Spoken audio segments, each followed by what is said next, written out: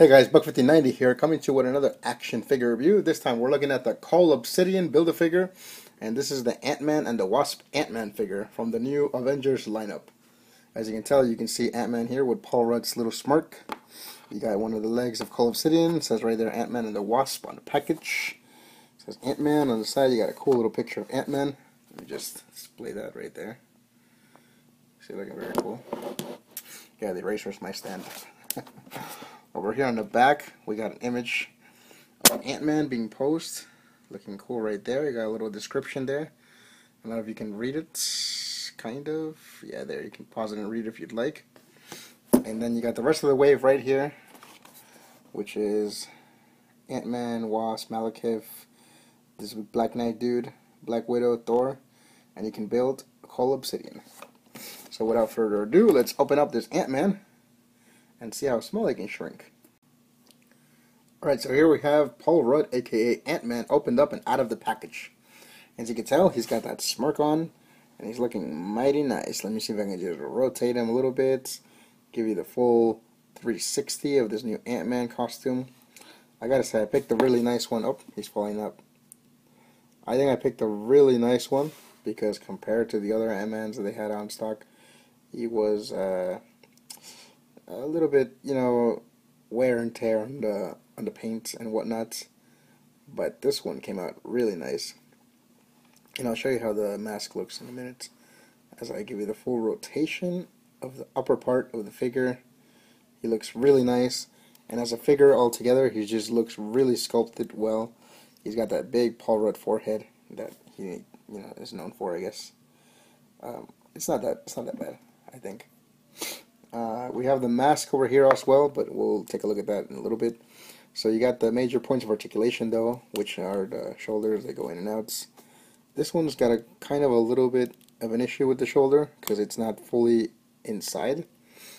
So you're gonna have to watch out for that if that's the issue with one of your Ant-Mans. Because mine kind of does this thing where it kind of pops out, and then I have to put it back in, and then the shoulder will finally, do what I want it to do. But yet, I just try not to mess with that as much, because it seems like that shoulder is a little bit too, a little loose, I think, on mine, if that's what you would call it. Over here we got the body mold. It's nice. You got the bicep swivel right there. You got the ab crunch, which only goes back this much, goes forward this much. The head can, of course, rotate around, can look down about this much, and it can look up fairly well. Then you got rotation here in the midsection of its body. The belt is movable, so it kind of like moves around a little bit if you move it around. The legs, it's got that joint right there. You can push them up. It doesn't kick back as much. It goes all the way into the sides. It's got an upper thigh here rotation. He's got double jointed knees. And he's also got double jointed elbows, which is nice. He's got rotation here in the hands and the wrists. He's also got, it can go in and out on the wrist. The feet as well, he's got that ankle rockers. And then he can move the ankles up and down as well. So let's see if we can switch it up and make him go from, Paul Rudd to Ant-Man. Okay, so here we have the Ant-Man mask put on him. As you can tell, it's really nice, and you got the mouthpiece finally sculpted on in there. Compared to the first Ant-Man, which I will compare it to right now in a little bit. But you can see that the mask, it's got a lot of details on it. Maybe some people can't really see it. I wish the eyes were a little transparent so you can kind of see through the eyes like they did with the Wasp. But unfortunately they did not do that here. You got the mouthpiece right there. Let me just take it out a little bit, and you can see it's really nicely colored. Gunmetal color right there. The gray, light gray areas right here on the mask. You got nice little ribbiting right here on the inside of the casket. I was gonna say casket of the helmet. It's just overall really nice.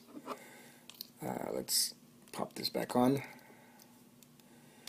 and yeah, he looks really nice, really cool. I love this Ant-Man I really wish they would have given us a Giant Man figure as well, but I think that would be a little asking for too much. Um, Overall, looks nice. I mean, he's got one fisted hand here, and then the other hand is open.